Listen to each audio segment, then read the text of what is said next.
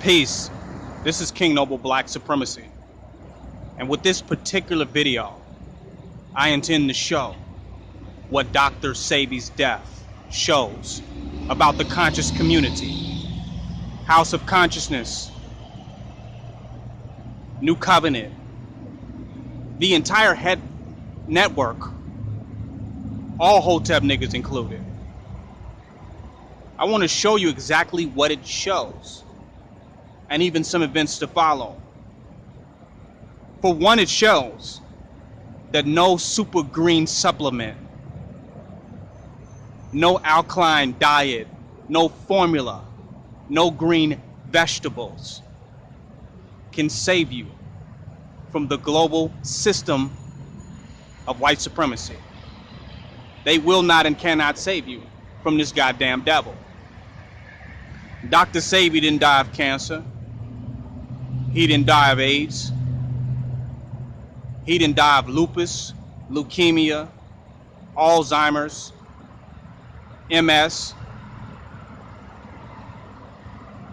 Dr. Sebi died from white supremacy, put in a jail cell, left to die because he got caught up in the global system of white supremacy that's not limited to New York, not limited to America, but global, Honduras included.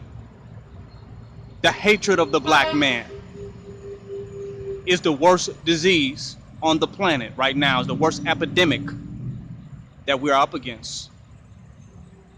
And no green vegetable is gonna save you, no diet. We're gonna have to be ready for war. We're gonna have to go to war, and we're gonna have to be realistic about what we are up against. This damn devil, our enemy. We're gonna have to be clear about that. That's the first step. We can't be living in some fantasy that some green vegetable is gonna save us or some alkaline food is gonna save us. Because it's not. The devil is still gonna be the goddamn devil that we're gonna have to deal with. So Dr. Sebi's death shows that. The global system of white supremacy, which told that man about how much money he could have, how much money was legal, that he had to go to the system of white supremacy and show how or where his money came from. When the devil stole everything from us, every goddamn thing was stolen from us and still being stolen from the motherland today in Africa. The damn thief wants to know where you get your money from. And he was locked up for money laundering and left to die in jail, supposedly, when we know why they really killed him. Because he was a threat to the system of white supremacy. So he was assassinated. Bottom line, murdered, killed. And your people within your conscious community have been beaten around the bush. They don't want to come out and say it. They've been weak as hell about it. They don't want to come out and say that this man was murdered. Killed for one, being a black man with too much money, too much influence, too much prestige, and not being under his slave master. That's the first reason he was murdered. The second reason is because he had become a threat by unleashing ideas into the general black public and community and population of curing AIDS and curing diseases that they have capitalized off of, the scare and the distribution of these diseases have become a money-making scheme for the white man. And when you have a black man come out and say that he can cure these things, he immediately becomes a threat to the system of white supremacy. And he is wanted dead, hunted down wherever he's at. And you're gonna need more than $37,000 in a duffel bag. You're gonna need more than that, than some green super herb concoction formula. You're going to need to be ready to fight and go to war with this goddamn devil for what's yours, for the type of respect that you deserve, black man and black woman. You're going to have to fight for it, and you're going to have to be ready to fight for it. And that's what Dr. Sebi's death shows. The reality of our fight is a reality check. The reality of our situation is more severe than we could possibly imagine when one of us is touched right from among us and a leader within our own community. If that is not a wake-up call, I don't know what these fake-ass niggas is waiting on. But let me continue. Dr. Sebi's death also shows the weakness and the fakeness of the so-called conscious community. Because they went out because they was challenged and they got involved in the Black Lives Matter movement. They got on the front line and participated in blacks getting shot down right here in America.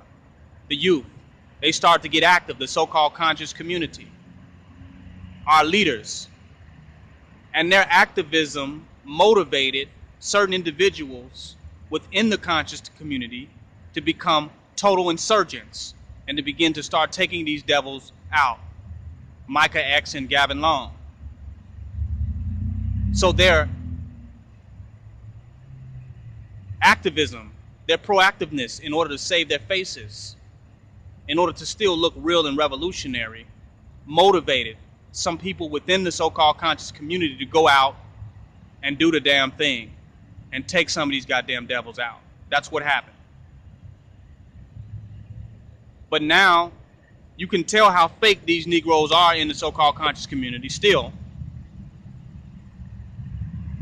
Because if you can go out and fight for Troy Gray and go stand on the front line and Freddie Gray, if you can speak out for these different individuals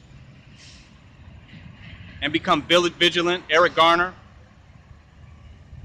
and try to get some justice for them. But what do you do when they take one right from amongst you? You don't go down to the Honduras embassy. You don't go, and when you knew that Dr. Sebi had been arrested or was in jail, you don't politicize and get the numbers together to try to get the man free. You don't put pressure on Honduras. You don't put pressure on these goddamn devils. You sit back and collect your money. While your leaders are getting taken down, you go and find another leader you can attack. You so busy worrying about what Dr. Malachi York did. You so busy concerned about what African Bambaataa did. The devil is taking down those from right amongst you, picking their ass off. And you in another man's bedroom. You in another man's situation.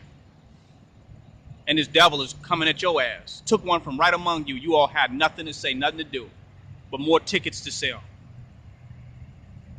You didn't even want to come out and call his death what it was, an assassination and an execution of your own.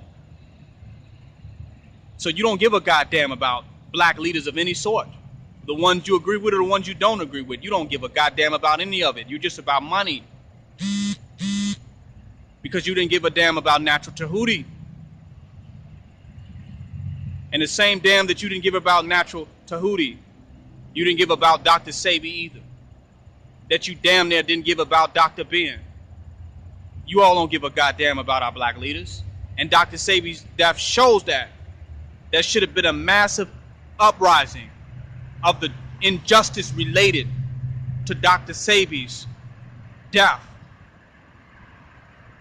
It should have been an uprising. Y'all should turn that shit upside down. Nobody should want to go to Honduras. Y'all should shut that fucking city down. Don't talk about Black Lives Matter and the lives among your very own no matter, and you ain't willing to do nothing but collect some dollars in business as usual when they're killing your leaders that you praise. It's King Noble Black Supremacy. Join my website, www.kingnobleuncensored.com.